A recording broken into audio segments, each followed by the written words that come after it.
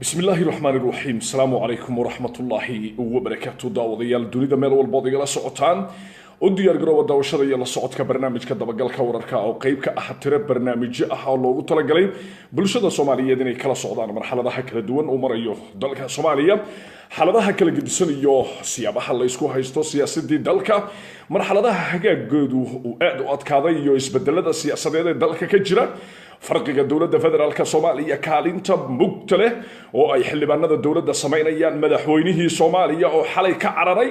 xarunta villa Soomaaliya iyo marxaladii oo aad u adkaatay farmaajo oo in badan oo kamid ah shacabku ay sugayeen natiijada xalay villa Soomaaliya ka guuray waxay tahay cabsida madaxweynaha Soomaaliya ka rartay xalay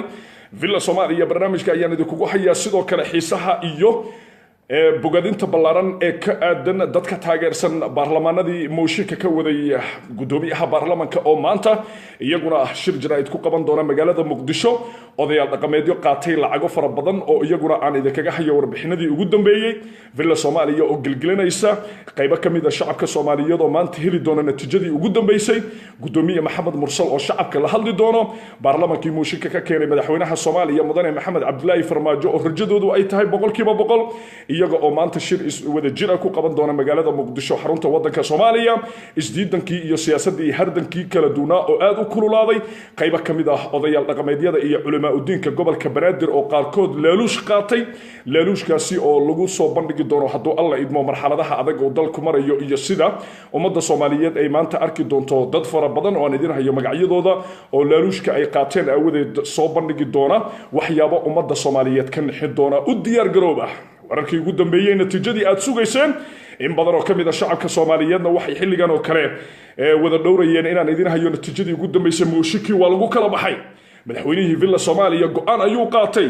Maxamed Mursalna waxa ka muuqanaya isbedel mooshika waxa ku soo biiray siyaasiyiin nugle isla markaana waxa ku soo biiray dad ay ka muuqato kalsooni 100% ah waxa muuqanaya in natiijadu ay marayso meeshii ugu hagaagsanayd dadka Soomaaliyeedna maanta waxay sugayeen natiijadii kama dambayta ahayd waxaana muuqanaya dhowr arrin oo u baahan ummadda Soomaaliyeed inay wax weyn ka ogaadaan Maxamed Mursal halgankii uu ugu jiray mooshikii ka dhanka ahaa Maxamed Cabdullaahi Farmaajo natiijadiisi waa la gaaray xalay madaxweynuhu wuxuu ka cararay villa Soomaaliya waxa uu ka guuray xaruntii villa Soomaaliya xaaladii amaan ayaa isbedeshay odayaal dhaqameedyo iyo waliba siyaasiyiin kule siyaasadda Soomaaliya ayaa ku soo kordhay siyaasadii dalka mooshinkii waa laba lixaadsaday waxa muuqanaya in ay dadka ku dhaqan caasimada dalka isbedel weyn uu soo food saaray waxa soo jeestay dadkii ku dhaqnaa caasimada dalka Maxamed Mursalna goordhow wuxuu qaban doonaa shir jaraa'id waxa sidoo kale hadli doona xildhibaanadii mooshinka ka waday Maxamed Cabdullaahi Farmaajo waxayna soo bandhigi doonaan dhowr arrin bal sheekada xiisaha badan oo idin hayo waxay ku salaysan tahay madaxweynuhu villa Soomaaliya waa ka guuray xalay markuu ogaaday in amaanka uu farax ka baxay markii uu ogaaday in wadanku uu galay xasaradii ugu darnayd markii uu ogaaday in looga awood roonaaday mooshinkii dalka markuu ogaaday Maxamed Mursal xabsi gurigii uu ku xukumay inay soo jeesteen shacabkii ku dhaqnaa magaalada Muqdisho xalay odagu wuxuu ka baxay villa Soomaaliya waxa marka madaxweynuhu villa Soomaaliya markuu ka guuray danta keentay inuu madaxweynuhu villa Soomaaliya ka baxo marxaladda adag ee wadanku hadda uu marayo iyo sida la doonayo in sida ay tahay rajadu in saacadaha nagu soo aadan ummadda Soomaaliyeed ee la wada hadlaan xildhibaanadii mooshinka ka waday Maxamed Cabdullaahi Farmaajo gudoomiyihii baarlamaanka oo ogeedeen in xabsi guri uu ka dhigay Farmaajo sababta keentay gudoomiyaha baarlamaanka inuu maanta la hadlo sidoo kale waxaad maqli doontaan oo idinku haya xogtii ugu dambeysay marxaladda adag oo dalku marayo madaxweynihii Soomaaliya xarif villa Soomaaliya waa ka guuray wuxuu ka guuray dhowr arrin ayaa isdaba gashay marka koowaad xildhibaanadii xalay aan idinkaga sheekeynayay ee loo galay sida gardarrada ah gawaaridoodii inta taargada laga qoray lagu celiyay ganjeelka koowaad kadib gabar dhalinyaro ah lagu yiri fayl gali qaabka loo bahdilay xildhibaanadii xalay markii la kulmay saddexdii habeenimo odaga villa Soomaaliya waa ka baxay villa Soomaaliya uu ka guuray abaaraadii saacadu markay ahayd saddexdii habeenimo markii uu ka guuray waxa ay sababuhu uu guuray lagu micneeyay dhowr arrin odagu gaashaandhigu aaday wuxuu isku dhiibay wasaaradda gaashaandhigga militarigii uu dhaxgalay villa Soomaaliya amnigeeda wuu sugi waayay wuxuuna uga baxay dhowr arrin oo u baahan ummaddu inay wax weyn ka ogaadaan marka koowaad villa Soomaaliya waxa lagu bahdilay xildhibaanadii mooshinka ka waday isaga dhammaan xildhibaanadii lagu bahdilay waxa lagu sameeyey wax aanan xataa dastuurka uunan qoraynin ma aha inay qabiil tahay waxa aanan dastuurka uu qorayn dhowr arrin ayaa loo kala micnay karaa micnihii koowaad waxay noqotay sheekada in lagu kala baxo oo si cad madaxweynaha loogu cadeeyo natiijada dhabta ah ee ka dhalan karta xildhibaan gabar inta loo dhiibo la yiri file gali oo diiwaan ka qor waxay noqotay wax isweydiin mudan adigu marka ciidamadii dawladda ka tirsanaa xalay waan idin sheegay inay kala baxeen ciidamadii ilaalada u ahaa madaxtooyada Soomaaliya abtiris ay noqotay maxaa yeelay nin siyaasigiisa aad bahdilayso kuma wardiyi karo madaxweynuhu wuxuu ogaaday xalay 9 saac in ay amaanku qatar u gali karo markaasuu gaashaandhiga u guuray gaashaandhiga markuu u guurayay dhowr arrin ayuu u guuray marka koowaad horta xorriyadii maxamed mursala soo noqotay oo ciidamadu waxa ay diideen oo ka biyo diideen in maanta aynan u dul qaadan karin dhowr arrin oo isdaba yaala arrinka koowaad oo ku salaysan in marka mar waliba siyaasiga la bahdilo askarigiisana lagu qasbo inuu waardiyeeyo madaxweynaha Soomaaliya ka guuridda madaxweynaha Soomaaliya ayaa u baahan ummaddu inay wax weyn ka ogaadaan madaxweynuhu markii uu ka guuray xarunta wuxuu aaday wasaaradda gaashaandhiga xildhibaanadii mooshinka ka waday ciidamo fara badan oo iyo gaadiidka dagaalka ayay isugu keeneen xalay adiga galankii dambe agagaarka xarunta Villa Hargeysa waxay doonayaan inay xoog ku galaan xarunta Villa Hargeysa si shir jiraa'id loogu qabto xarunta Villa Hargeysa isla markaana maxamed mursal oo xora uu la hadli doono shacabka Soomaaliyeed saacadaha nagu soo aadan isaga oo jooga xarunta Villa Hargeysa Villa Hargeysa mahad awad iyo farmaajo way diideen oo waxay yiraahdeen laguma shiri karo arrintii xariga way goosatay waxayna ku salaysan tahay laba arrin oo u baahan ummaddu inay aad u ogaadaan ciidamadii qaranka waxay u diyaar garoobeen inay Villa Hargeysa xoog ku galiyaan maxamed mursal xildhibaanadii mooshin ka waday oo si isku mid ah waxa ka qayb qaadanaya marka oo mooshinka ku soo kordhay siyaasiyiin waxgarad iyo waliba culamaa u diin deegaan ah oo iyagu door biday in xalay wixii ka dambeeyay ay u istaagaan ummadda in laga samata bixiyo laba arrin oo ah ana amiir arrinta u baahan ummaddu inay wax weyn ka ogaadaan oo ay u istaageen odayaal dhaqameedyadii in dheer garadkii culamaa u diinkii gobolka Banaadir ayaa ah in madaxweynaha laga qaadan karaynin ana amiir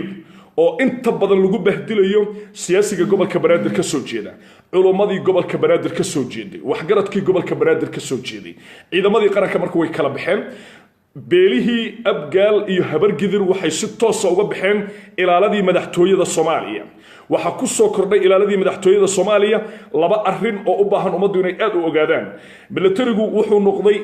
laba qaybood qaybi waxay noqotay taageerayaasha xildhibaanada oo si toos ah ay u ogaadeen inuusan askarigu $200 ama $100 uu 6 bilood mar qaato aanan siyaasigiisa lagu bahdili karin markay ogaaday madaxweynuhu in madaxtooyada ay la wareegeen ciidamo beeleed markuu ogaaday in ciidamadii waardiyeynayay ay kala baxeen odagu xalay wuxuu ka guuray xarunta Villa Soomaaliya madaxweynihii Soomaaliya wuxuu u guuray wasaaradda gaashaandhiga markii uu u baqay amnigiisa waayo madaxweynaha Soomaaliya waxyaabaha cuntami weyday oo inta badan shacabka Soomaaliyeed ay sugayeen ayaa ah in madaxweynuhu uu yiri Villa Hargeysa lagu mashiri karo Villa Soomaaliya lagu mashiri karo baarlamaanka raba in ay aniga mooshin iga keenaan waa inay ogeysiis isiyaan fiiri gardarrada keentay in ay ciidamadu caawiyaan xildhibaanada waxa kow ka ah waxa la yiri xildhibaanka ka soo jeeda koonfurta Soomaaliya waxa la yiri xildhibaanka hawiye xildhibaanka digil iyo milifle awood uma laha inuu Muqdisho ku shiro waxa la yiri xildhibaanka mooshinka keena madaxweynaha Soomaaliya ma gali karo Villa Hargeysa waxa la yiri xildhibaanka mooshinka keena farmaajo ma gali karo Villa Soomaaliya waxa la yiri xildhibaanka ka keena mooshin maxamed cabdilaahi farmaajo kuma shiri karo Muqdisho inta waxay keentay marka inuu madaxweynuhu xalay Villa Soomaaliya uga baxo sababa amaan aawadeed daqiiqado kadib waxa shacabka Soomaaliyeed la hadli doona maxamed mursal oo xorriyadiisu dhameystiran tahay daqiiqado kadib waxa la hadli doona si wada jira xildhibaanada mooshinka ka keenay madaxweynaha Soomaaliya oo si xora Villa Hargeysa uga hadli doona Villa Hargeysa ciidamada hadda gacanta ku haya saaka waa ciidamo taabacsan xildhibaanada mooshinka wada waa xildhibaano taabacsan maxamed mursal waana xildhibaano heegan u ah inay ka jawaabaan dhowr arrin oo ummadda Soomaaliyeed qaarkood aynan aad uga warqabin xildhibaanada maanta ku shiri doona Villa Hargeysa ciidamaduna ay waardiyeynayaan waxaa durbadiiba saaka muqdisho ka bilowday odayaal dhaqameedyo doonaya inay sii kala furaan lama kala furi karo culamaa uddiin siyaasiyiin waxgarad iyo shacab xildhibaan u istaagay in laga hortago xadgudubka dastuurka nidaamkii lagu heshiiyey iyo weliba federaalkii oo loo qaybiyey ana amiir adigu waxaa tahay dhacaskayga inta badan waxyaabaha laga doodayo aaday u adag tahay mooshinka siduu ahaan jiray maaha hadda waxaa ku soo kordhay awooddii shacabka awooddii ciidamada awooddii siyaasiyiinta isbeddel muuqdo ayaana halkaasi kaaga muuqda waxaa ku soo biiray oo soo farageliyey mooshinkii dalka siyaasiyiintii xalay ugu tagay madaxweyne xasan sheekh maxamuud madaxweynihii hore ee Soomaaliya ugu tagay gurigiisa waxay bedeleen jawigii siyaasadda dalka waxaa tagay oo goobta kula kulmay madaxweyne xasan sheekh oo ku soo biiray mooshinka ka dhanka ah madaxweynaha Soomaaliya maxamed cabdullaahi farmaajo siyaasiyiin uu kamid yahay Nuur Cadde siyaasiyiin aana oo xalay xasan sheekh u tagay inta kadib waxa la go'aamiyay kulanka xasan sheekh iyo waliba mas'uuliyiintii ku booqday gurigooda waxa la go'aamiyay in aan loo dulqaadan karin madaxweyne gudoomiye baarlamaan xiraya waxa la go'aamiyay in aan loo dulqaadan karin xildhibaano matalaya golaha shacabka oo lagu bahdilo villa Soomaaliya waxa la go'aamiyay in aan loo dulqaadan karin in madaxweynuhu uu yiraahdo cid aniga iga soo horjeeda xabsi baa la dhigaya sida darteed xalay ciidamadii qaranka ee waardiyanaya villa Soomaaliya iyo villa Hargeysa laba qaybood ayay noqdeen qaybi waxay si toos ah ula safatay xildhibaanadii la bahdilay xalay qaybi waxay si toos ah ula safatay xildhibaanadii la bahdilay xalay waxayna sheekadu noqotay taageerayaasha dawladda Soomaaliya ee Muqdisho ay cadeynayaan ku dhadhow xarunta madaxtooyada inay sii yaraanayaan ciidamadii gaarka u ahaa ra'iisul wasaaraha ciidamadii gaarka u ahaa madaxweynaha ciidamadii gaarka u ahaa nabad iyo nolol waxaana muuqanaya in ay arintu faraha ka baxday xaaladda adag ee Muqdisho ay gashay oo waliba villa Soomaaliya ka muuqanaysa ma wanaagsana maxaa yeelay dhibaatada uu markii hore nabad iyo nolol ay ku dhaqaaqdo waxay dib u tahay shacabka Soomaaliyeed in la dagaalamo reer Muqdisho dan uguma jirto in markaa qof walba uu qofka kale oo siyaasadiisa kula dagaalamo reer Muqdisho dan uguma jirto maxaa yeelay ciidamada hadda villa Hargeysa waardiyeynaya ee xoog ku geliyay Maxamed Mursal ciidamada hadda xoogka ku geliyay villa Hargeysa Maxamed Mursal ciidamada raba inay xoog ku geliyaan baarlamaanka farmaajo mucaaradsan waxa ka dhalan kara dhowr calaamadood oo ay suurtagal tahay gacan ka hadal inuu yimaado gacan ka hadalka sababteeda koowaad waxa dusha saaranaya madaxweyne maxamed cabdullaahi farmaajo inuu villa Hargeysa ka guuro inuu villa Soomaaliya ka guuro oo yiraahdo xaaladda ammaan way xumaatay anigu gaashaandhiga degaya waxay noqonaysaa siyaab aanan hadhowti lagu difaaci karin madaxweynihii Soomaaliya marka koowaad Soomaaliyay arinta gacantay ka baxday maxaa yeelay Maxamed Mursal garab uu helay Maxamed Mursal wuxuu helay ciidamo villa Hargeysa xoog ku geliyay xilligan aan idala hadlayo villa Hargeysa waxa laga mamnuucay sidaad horay ula socoteen Maxamed Mursal iyo taageerayaashiisa ciidamada dawladda ayaa xoog ku geliyay xaruntii villa Hargeysa waxa hadda ku sugan Maxamed Mursal waatii inta laga raray la geeyay villa Uganda oo qayb kamid ah madaxtooyada ah waatii loo diido la yiri adiga iyo mucaaradka farmaajo kuma shiri kartaan xarunta villa Hargeysa waa la diiday waxa xoog ku galay ciidamadii dawladda waxa u adkaysan waayay ciidamadii dhinac taagnaa Maxamed Mursal waxa ka soo horjeestay ciidamadii xildhibaanadoodii xalay la bahdilay dadkii Muqdisho waa baraarugeen dadkii Muqdisho way baraarugeen ciidamadii qaranka ee waardiyeynaya xarunta villa Soomaaliya waa diideen sheekadu waxay noqotay laba daran mid dooro maxamed cabdullaahi farmaajo waxa haysata laba daran mid dooro sababtoo ah isbeddelka siyaasadeed ee dalka ka jira isaga bilaabay in la xanimo gudoomiye baarlamaan isaga bilaabay in xildhibaanada Muqdisho lagu bahdilo ganjeelada villa Soomaaliya isaga bilaabay markuu ogaaday xalay 9 saac in xaaladdu ay xun tahay wuxuu ka guuray villa Soomaaliya wuxuuna u guuray xarunta wasaaradda gaashaandhigga 3 habeenimo ayuu xarunta gaashaandhigga ka guuray wasaaradda gaashaandhigga ayuu madaxweynuhu ka codsaday in amnigiisa la sugo isla markaana uu ku noolaan doono ilaa ay mooshinkan si u dhacayaan marka xabsi gurigii Maxamed Mursal waxa bedelay madaxweynihii Soomaaliya oo villa Hargeysa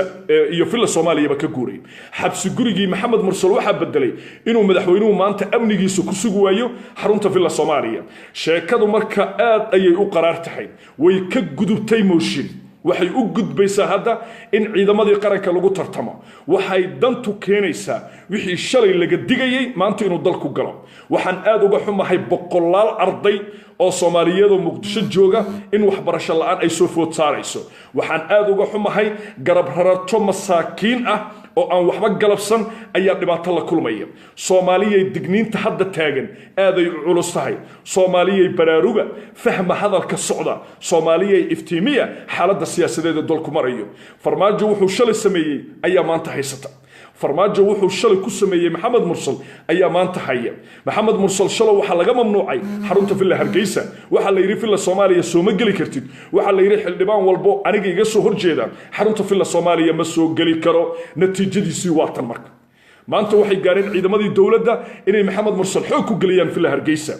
daqiiqado ka hor waxa la ii sheegay in isweerka xarunta Villa Hargeysa iyo Villa Soomaaliya ay gacanta ku hayaan ciidamo dawladeed laakiin taageersan mooshinka hadday ciidamada dawladdu ay taageeraan mooshinka farmaajo halista imaan kartaa waxay tahay iska hor imaad Muqdisho ka dhaca hadduu odagu u cararo xarunta wasaaradda gaashaandhigga yaa u maqan ummadda Soomaaliyeed Villa Soomaaliya wuu ka guuray Villa Hargeysa wuxuu aaday xaruntii wasaaradda gaashaandhigga waa tii mahad cawad uu yiri Villa Hargeysa ma gali karo madaxweynaha ninka la yiraahdo Maxamed Mursal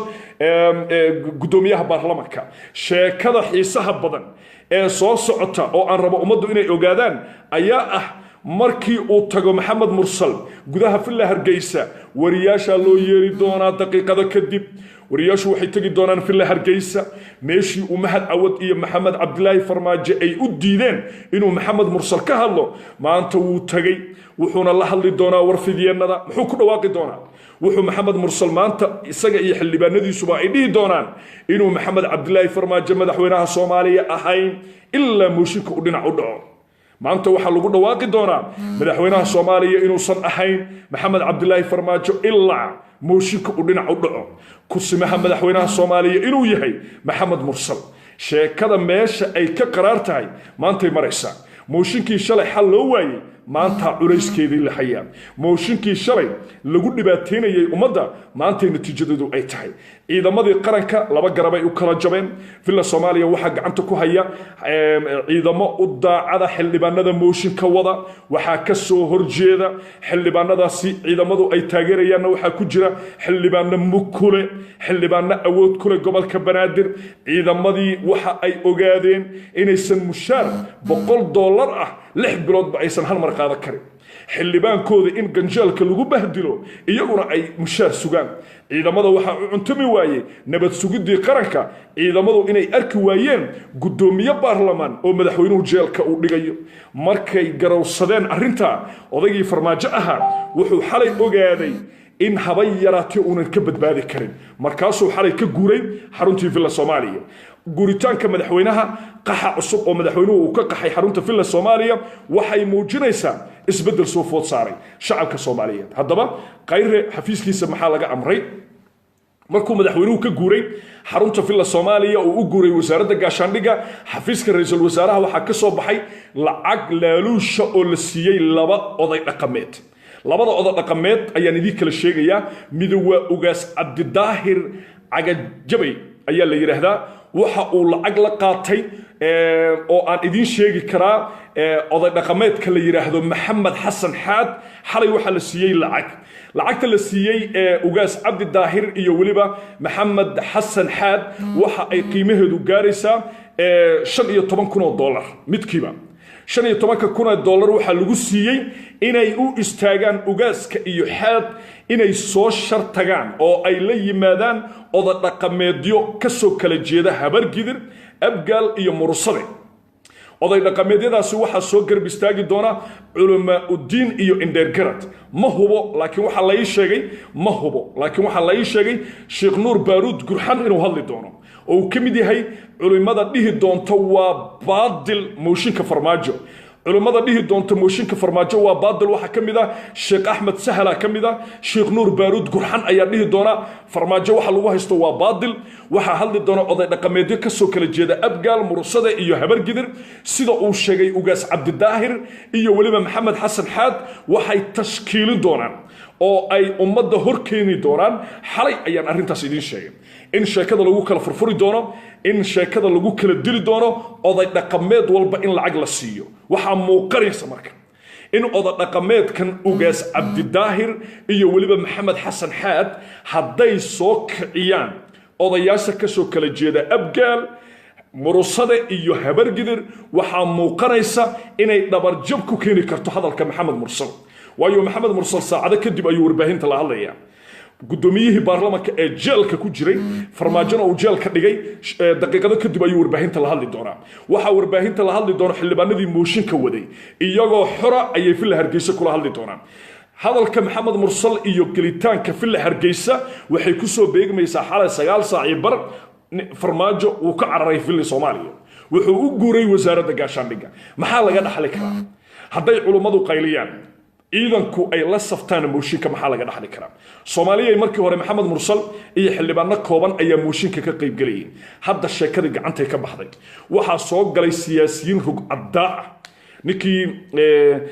ra'iisul wasaarayaal caana oo Nuur Cadde ka mid yahay ayaa sheekadii soo galay waxa soo galay Xasan Sheekh Maxamuud wuxuu xalay ay xaliyeen sheekadii aan ka digayay xalay waa la xaliyay ugaaska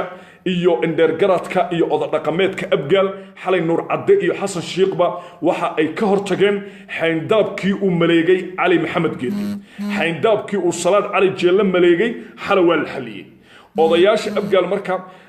ugu dambeyn xalay waxa lagu guuleystay in muujada laga bedelo ugaaskii anaraade imaamkii abgaal arintiisa meelaha la saaray xalay marka horta abgaal way xaliyeen laakiin saakay wixii xalay la xaliyay saaka hadana daah laga rogay maxaa yeelay ugaas cabdidaahir iyo maxamed xasan xaad lacagta la siiyay oo $15,000 ah oo la yiri $15,000 idinku qaata kadib kala furfura odayaasha abgaal kuwa habargidir iyo kuwa murusaday ugu badnaan si loo helo kalsoonida shacabka ayay u tilaabo qaadeen culimada maxaa yeelay Soomaalidu waa dad 100% islaam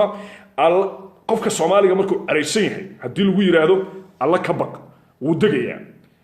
ilaahay ka baq qofka marka la uu degayaa marka waxa la yiri waa qasab in la keeno Sheekh Nuur Baaruud Gurxan iyo Sheekh Axmed Sahel inay la hadlaan dadka oo ay yiraahdaan soori raali ahaana marka dalku wuxuu marayaa Villa Soomaaliya uu ka guuray Maxamed Cabdullaahi Farmaajo xalay 9 saac ayuu u guuray wasaaradda gaashaandhigga waad baari kartaan waxa guuritaanka Villa Soomaaliya uu ka guuray Farmaajo waxay ku soo beegmaysaa Maxamed Mursal xorriyadiisa helay xildhibaanadii dawladda oo xorriyadoodii helay xalay darbiga ka boodeen saaka laakiin ganjeelkay ka galayaan xalay darbiga ka boodeen saaka ganjeelkay ka galayaan xalay waa la bahdilay oo min cirib ilaa iyo jaana la kala rogay telefoonkoodii baa la kansalay xalay laakiin hadda iyagoo mobilkoodii ku hadlaya ayay Villa Hargeysa galayaan sheekadu way kulushahay waxaan rabaa marka ummadda inaan u kala saaro sida sharciga ah iyo sida aan sharciga ahayn Villa Soomaaliya iyo Villa Hargeysa in laga mamnuuco xildhibaanada dawladda Soomaaliya ee mooshinka ka wada madaxweynaha Soomaaliya ma sharci ba ama waa sharci darro in gudoomiye baarlamaan xabsiga la dhigo ma sharci ba ama waa sharci darro in gudoomiye baarlamaan la xiro ma sharci ba ama waa sharci darro in gudoomiye baarlamaan ciidamo lagu handado ma sharci ba ama waa sharci darro in ciidamada dawladdu ay taageeraan baarlamaanka mooshinka wada ma sharci ba ama waa sharci darro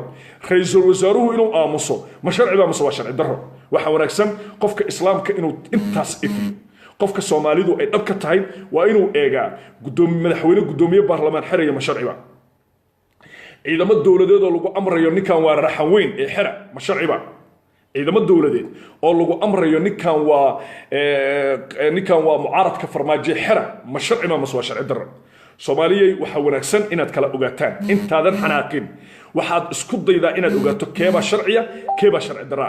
farmaajo falka koowaad isaga bilaabay wuxuu xiray maxamed mursal uu xiray wuxuu ka xiray in la booqdo ciidamadii dawladdu u adeegsaday xalay isagana ciidamada dawladda loo adeegsaday marka yaa gardaran shalay madaxweynaha Soomaaliya ciidamada dawladdu adeegsaday wuxuu yiri maxamed mursal xabsi guriga laga dhigo xalay 9 saac ciidamada dawladda la adeegsaday maxamed mursal waa laga soo saaray gurigiisa Villa Hargeysa ayaa xoog lagu galiyay ciidamada dawladda ayaana galiyay keeba sharciya marka madaxweynaha ma dhahnaa waa ku saxayaan waana sharci inuu xiro maxamed mursal jawaabtu waa maya waxaan mar kale ka digayaa marka ummaddu inaysan seef labood noqon waxaan shacabka Soomaaliyeed uga digayaa inaysan seeflabood noqon qof kasta oo Soomaali ah oo idaawanaya hadalka Maxamed Mursal uu hadli doono xildhibaanadu siday hadalka u dhigi doonaan iyo siday wax u socdaan ogaada odagii 9 saac ayuu wasaaradda gaashaandhigga u guuray filla Soomaaliya 2 jeer uu ka guuray Maxamed Cabdullaahi Farmaajo maalinta koowaad wuxuu ka guuray markuu ogaaday 2 arrin inay Muqdisho ka dhaceen wuxuu guuray maalintii uu ku laayay dad Soomaaliyeed shabeellada hoose meydkoodu yaala kubad ku dul ciyaaray maalintaas hortu waa guuray odaga maalinta labaad uu guuray waxay ahayd markii qarax uu ka dhacay Soobe oo 1000 qof oo reer Muqdisho ah ay geeriyoodeen maalintaas gaashaandhigga u guuray habeenkii saddexaad uu guurayo waa xalayna waa guuray 2 jeer oo horena uu guuray marka arrimaha guuritaanka keenay waxaa sababta koowaad iska leh ciidamadii qaranka oo ka jawaabay Maxamed Mursal inuu xabsiga ku xiro ciidamadii qaranka oo ka jawaabay imaatinka Cabdiraxmaan Cabdishakuur maxaa yeelay Cabdiraxmaan shalay ciidamadii dawladda ayaa soo dhaweeyay ciidamadii dawladda ayaa amnigiisa sugay xalay ciidamadii dawladda ayaa amniga villa Hargeysa geliyay Maxamed Mursal marka sheekadu horta waa kulushahay waxaan aad uga xumahay boqolaalka arday kumanaanka arday ee Soomaaliyeed ee Muqdisho waxbarasho la'aan ay soo wajihi karto waxaan aad uga xumahay haweenka Soomaaliyeed ee ku dhaqan Muqdisho in dagaalku u dhibaato u keenayo laakiin Soomaaliyeed waxaad ogaataan in wax waliba ay sabab leeyihiin Maxamed Mursal shalay la xiray xalana villa Soomaaliya ciidanka dawladda xoog ku geliyay Maxamed Mursal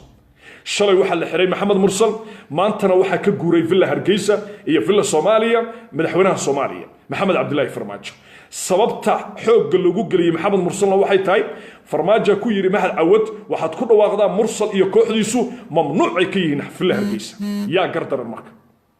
waxaan rabaa inay dadku ay fahmaan yaa gardaran ma waxa gardaran ninkii xiray gudoomiyaha baarlamaanka ma waxa gardaran ciidamadii loo adeegsaday in gudoomiyaha baarlamaanka xiraan ma waxa gardaran ciidamadii loo adeegsaday xalay inay xoog ku galiyaan Maxamed Mursal marka waxaan idinka rabaa inaad laba maado kala saartaan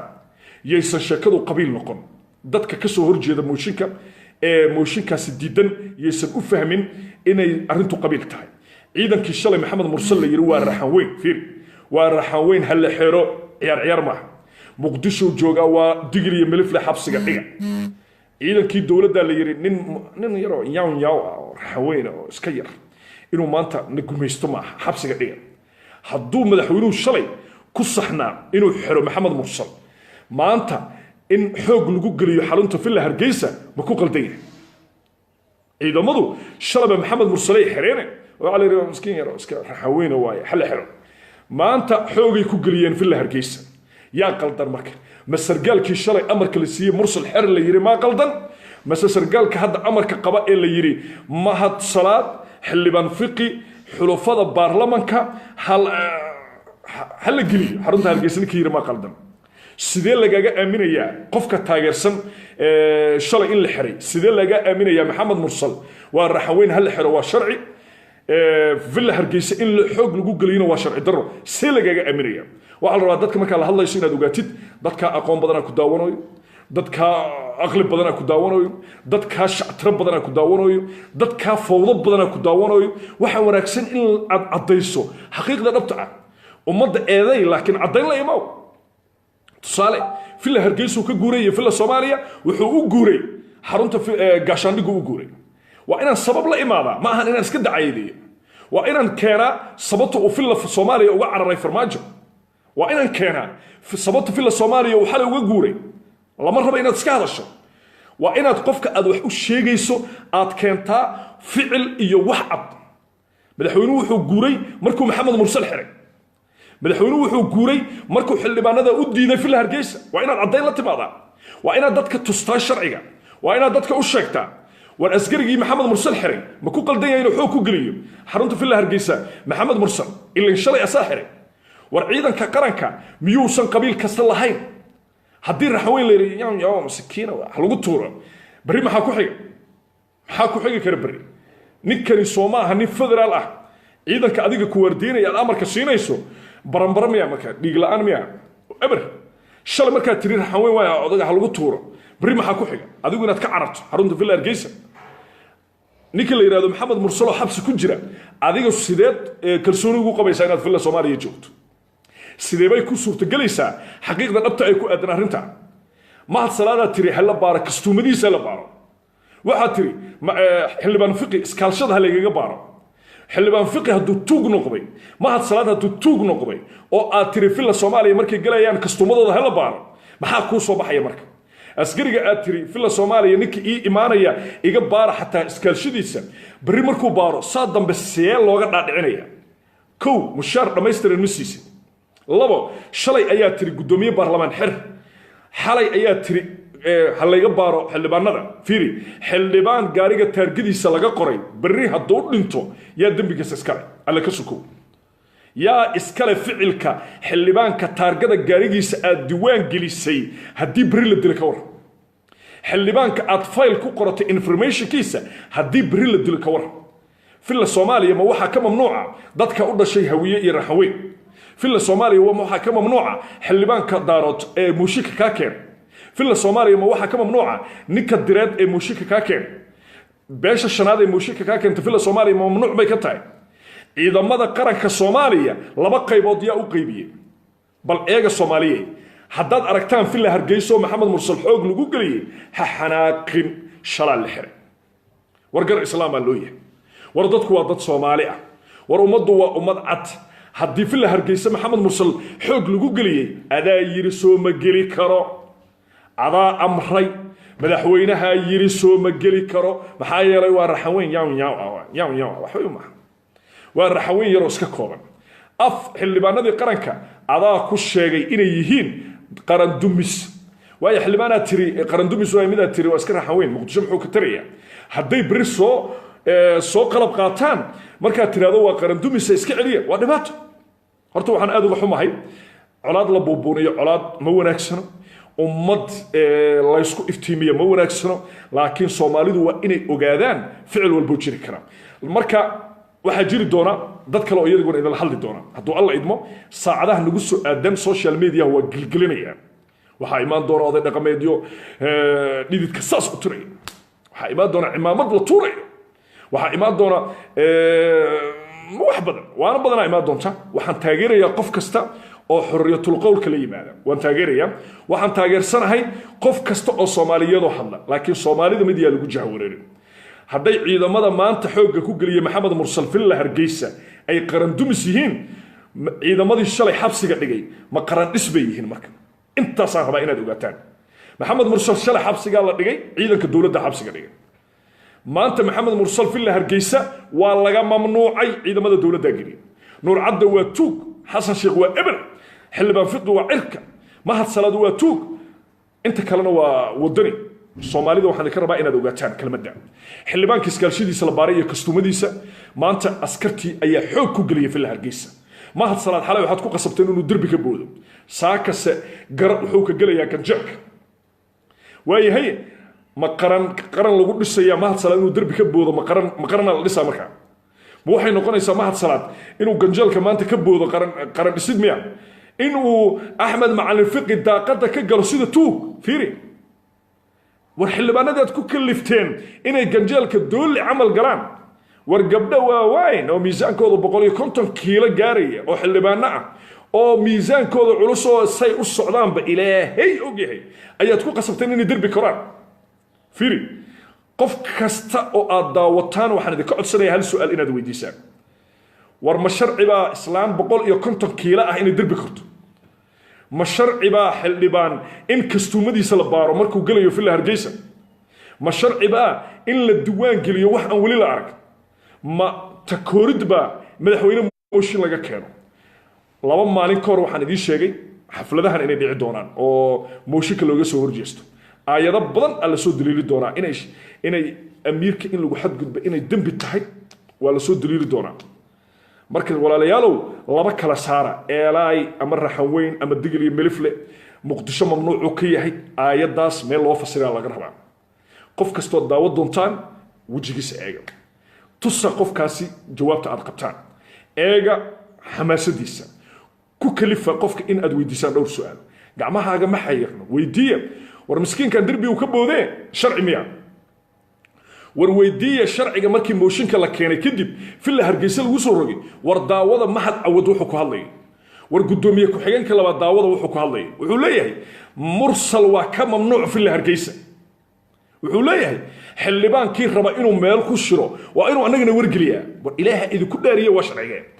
intay uga qoran tahay heshiiskii la heshiiyey haddii la yidhaahdo habargidir iyo abgaal iyo raxanweyn iyo daarood iyo la yiraahdo iyo dir iyo beesha shanaad filla Soomaaliya waxay ka yihiin iyo filla Hargeysa mamnuucay ka yihiin Soomaaliya yaa haray marka yaa haray oo maanta ummadu ay ogaan kartaa wasaaradda gaashaandhigga inuu madaxweynuhu u guuro waa markii saddexaad laba jeer oo hore u guuray markana waa markii saddexaad jawaabahan wax kasta ayaa isbedeli kara ugaaska iyo oda dhaqameedka aan soo sheegay ee lacagta qaatay oo $15,000 la siiyay waxay keeni doonaan dad kala daran ay keeni doonaan horta sheekadu aad ay u culus tahay Soomaaliya hadda waa 9:40 daqiiqo ee subaxnimo 11 meesha lagu gaaro shactirada ugu dambaysa dhici doonta waxaan ka xumahay oo aan Ilaahay ka baryayaa ummadda in aysan wax dhibaato ka soo gaarin dalku inuu sadib u dhicin waxaan baqdin ka qabaa in federaalku uu dunidu inay ka laabato dawladdu inay kumeel gaar ka baxdo waxaan aad uga xumahay wadanka in kumeel gaar lagu celiyo waxaan aad uga xumahay dunidu inay mar kale ka sii geesato waxaan ka baqdi qabaa dhaqaalaha dalka oo aad u liita in haba yaraatee mar kale uu dilaaco in gacanta la isla gaaro waxaan aad uga xumahay isfahamka iyo khilaafka ka jira siyaasadda gudaheeda laakiin mid xusuusnaada waxaad xusuusnaataan waxaad dukanayso waa salaad waxaad ku ashahadanaysana waa islaamnimo waxaad aaminsan tahayna waa diinta islaamka walaalayaalow laba fasira adoo ilaalinaya dhaqankaaga iyo diintaada laba fasira war ficilka kale isbarbar dhiga Soomaaliyeed dadka kaliya hadaawanine ummadda waxaad fasirtaan xaqiiqda dhabta war shalay madaxweynuhu gudoomiye baarlamaan oo xiray intee uu waafaqsantaa sharciga dimuqraadiyadda dastuurka diinta intaba isku eega in nin miskiin inta la soo qabtay la yiraahdo raxanweyn waay xabsiga dhiga in nin miskiin la yiraahdo ma neefsi kartid ayaan ka rabaa qof islaam markaa tahay inaad baarto oo tiraahdo alla ilaaha walaatan wallahi sax waay diinta qabto dhaqanka qabo dastuurka qabo maalintaas ay iimaanka wanaagsanayaan malaa'igtana laguma dhihin internetka ma qorto malaa'igta garbahaaga saaran internetka ma qorto laguma dhihin internetka taa waa qorta malaa'igta ku xisaabinayso internetka waa ka dambeeyaa lagu dhihin yaa lagu dhihin malaa'igtu marka iyo computerka dambeeyaa lagu dhihin malaa'igtu waa update wax kasta way la socotaa shayga aad Facebook ku qorayso malaa'igtu way qoraysaa laba xisaabe marka war ummadda u kala xisaabe laba kalmadood maxamed mursal waa raxaweyn xabsiga dhig adaa laga rabaa jawaabteeda qof kasta oo arintaas ka soo horjeedan hal su'aal weydiin war yaa horeeyay gar islaam loo yahay miskiinkan waa la xiray mahad salaad ibadkiis darbi kama boodo mahad ninka la yiraahdo xildhibaan fiqi waa ogtihiin xataa ganjeelka inta qabsad kor ma tigi karin odagii xalay darbi uu ka booday islaam 150 kiilaan ya allah ya nafta حتى انت كوري وين اي اسلامكو midba midka kale gadaal ka riixaysa darbiga si loo saaro warfiiri sharita saxay ahayd maanta waa qalad isma keenayso waxaan leeyahay daawadayaal shakadu aad u qaraar tahay waxaan ka cudur daaranayaa ummadda Soomaaliyeed inaysan haba yaraatee arrinka hadda taagan inay ku baraarugaan ma aha inaad u garato qayb kaliya waxaad arki doontaan oday dhaqameedyo iyo culimada diina hadli doona sharafay iga mudan yihiin waan aaminsanahay laakiin ummadda inaan jaahil bixiyo ayaa shaqadiina xoriyatul qowl dad difaacaya ayaa imaan doona waxa imaan doona dad idin la hadli doona oo idin dhihi doona in maxamed mursal xiro waa sharci in ciidamadu ay caawiyaan xildhibaanada mooshinka wadana waa sharci darro dad dhahaya idin imaan doona waxaan taageersanahay xoriyatul qowlka laakiin waxaan diidanahay ummaddu in la jahwareeriyo tan diidara waa taas waxaan salaan iyo sharaf iyo qadarin iga mudan qof kasto hadlay laakiin yaan laga dhaadhicin xildhibaan Axmed Macalin Fiqina kastumadiisa la baaro mahad salaadna lagu kalifino darbi ka boodo islaan ilaahay og yahay say u socon lahayna darbi lagu kalifino ka boodo yaan laga dhaadhicin inay sharci tahay yaan lagu fasirin xildhibaanka gobolka Banaadir iyo gobolka Bay ka soo jeeda qaatiyo ka yahay yaan laga dhaadhicin wariyaan lagu dhihin waa qaran dhis islaan yar oo iska masaakiina in darbi la saaro warfiiri waxa la yiri waa sharci darro maxamed mursal la kulmo waxa la yiri waa dambi in maxamed mursal la kulmo waxa la yiri waa dambi xildhibaanka u dhashay hawiye inuu ganjeelka ka galo waxa la yiri waa dambi xildhibaanka digli milifle inuu ka galo albaabka filla Soomaaliya waxa la yiri islaanta miskiinta ah oo u dhalatay hawiye u dhalatay daarood u dhalatay dir ee mooshin ka keenay markaan kugu celinaya mooshinka waxa keenay waa digli milifle waa daarood waa hawiye waa shanta caleemood waa shanta beesh shanaad aan idhaahdo waa dir intii mamnuucay ka yihiin wallaahi derbi la koraayo xildhibaan derbi ka boodooy ah ibadkay xataa ma maqan xildhibaan lagu kalifayo derbi fuul waa ii dhiman tahay xildhibaan lagu kalifayo xildhibaan raalli ah oo iskaashada bixi waa ii dhiman tahay xildhibaanna kooban in la yiraahdo filla Soomaaliya ma geli karaan wiiligay ma maqan xildhibaan sidii tuugiyo kale la leeyahay nabad iyo noloshu waxay ku jirtaa eega Soomaaliya nabad iyo nololku waxay ku jirtaa gabadhu inay derbi fuusho kala dambeyntii qarannimada waxay ku jiraan xildhibaanku inuu derbi ka boodo war nabadda Soomaaliya waxay ku tiirsan tahay hooyada in la riixo ay derbi korto nabadda iyo nolol waxay ku jirtaa in raxweyn laga mamnuuco filla Hargeysa nabad iyo nolol waxay ku jirtaa xildhibaanka digil iyo milifle inuu san ganjeelka ka galo derbi koro nabad iyo nolol waxay ku jirtaa xildhibaanka hawiye inuu san albaabka ka galin nabad iyo nolol waxay ku jirtaa hooyo 150 kiilo ah derbi fuul in la yiraahdo nabad iyo nolol waxay ku jirtaa ganjeelka in loo war waa daalaya inta ka badan fadlan ha u dayman la'aan barnaamijkayga xiga xiisuhu maanta waa ka kululiyay sidii hore waxa soo farageliyay dad koolkool oday dhaqameedyada soo farageliyay siyaasiyiin waaweyn ay yimid ogaada sheekadu maanta waa kala bax waxaan idinka codsanayaa inaad ku nagaataan oo aad ila joogtaan oo aad sii daawataan barnaamijyada kale ha u dayman la'aanina xaaladdu waa kulushahay barnaamijkayga xigana faahfaahintii ugu dambeysaan idinkugu hayaa haddoo allaydmo inta ka horreysa magacaygu waa cabdilaahi balwaan markaan barnaamij gabagabaynayo anigoo qoslaya ayaan gabagabeeyaa arab iyo weliba isma raaciyo siyaasadda waddanka ka jirta maxaa yeelay waxaan hay wariye ummadda uma muujiyo weji daboolan waxaan hay wariye ummadda uma bedelo fayska waxaan hay wariye uma jixaan jixod dhaqdhaqaaqa siyaasadda waxaan hay wariye dadka markaan wax u sheegayana xaqiiqda ayaan iftiimiyaa waxaan ahay wariye ummadda ayaan soo bandhigaa waxaan ahay wariye waxaan iftiimiyey hooyada in derbi la saaro inaysan nabad ku jirin waxaan ahay wariye in aabaha la yiraahdo duqa hooyada dharka iska bixi wallaahi billahi tii ugu xumeeday maraysa been idin ma sheegay xildhibaanka waxa la yiri kastumada shaki ka qaba bixi waxa la yiri iskaalshada shaki qaba bixi waxa la yiri hooyada mamnuuc meeqa kiilo waay 120 kiilo derbi ha korto intaasaan ummadda kaliya ka dhaadhicinaya kullay dad baa daawad doonta rado alla idmo igu xigi doona dad badan social media ka hadli doona waxayna idin sheegi doonaan hadda idin sheegayaan waxay idin sheegi doonaan qarankii yaa la burburinaya war Soomaaliyeey kaca intaas la idin doona laakiin anigu taas idima dhahaye maskaxdaada eegan ku leeyahay wax kale kuma dhahayo maskaxdaada eeg maskaxdaada hooyo derbi koraysa haday sax kula tahay taageer wallaahi waa ku fasaxaya hooyo derbi koraysa haday nabaddu ku jirto taageer ma xildhibaan tuug amal oo kala duul ganjeel hoostiisa ka baxaya haday dan ku jirto taageer wallaahi xora u tahay laakiin in xildhibaan la yiraahdo raxweyn waaye mamnuuc waaye kan askiyaan yaw lagu yiraahdo taageer maskaxdaada la tasho ku dhiimay aniga kac kuma dhahayo maskaxdaada la tasho qalbigaaga eeg waxaad qoraysiina ku xisaabtan barnaamijkayga xiga xiise ayuu leeyahay fadlan ila joog ku soo bir page-kayga Cabdilaahi Balwaan hubaal waxa ah in badan oo kamid ah dadku inay si weyn ugu qanci doonaan barnaamijyada soo socda haddaad follow garayso waxaan kula socodsiin doonaa anigoo qoslaya inaan wax ku sheego anigoo degan inaan wax ku sheego wax badan aan ku fahamsiiyo barnaamijkayga xiise ayuu leeyahay ha u daymalaan nabadgelyo